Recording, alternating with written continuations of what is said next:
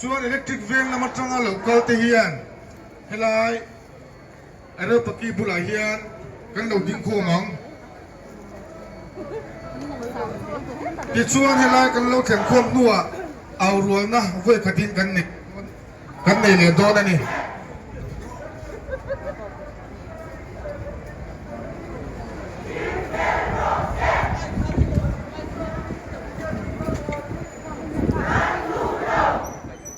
Oke.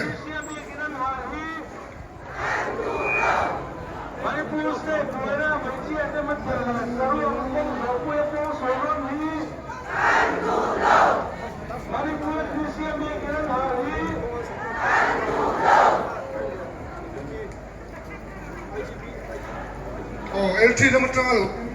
Halo, LT dapat tanggal. Yang teka rencana nangin tekan om mun kalau sip, om kalau sip lah. Halo, tekan helai ada pakai naya.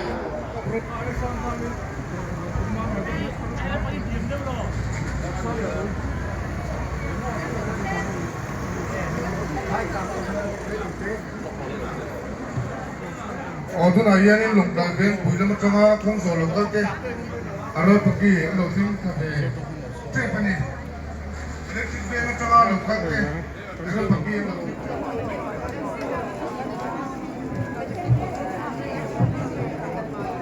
Kalau sekarang siapa mati le, serua kong so, punya kong solo ni.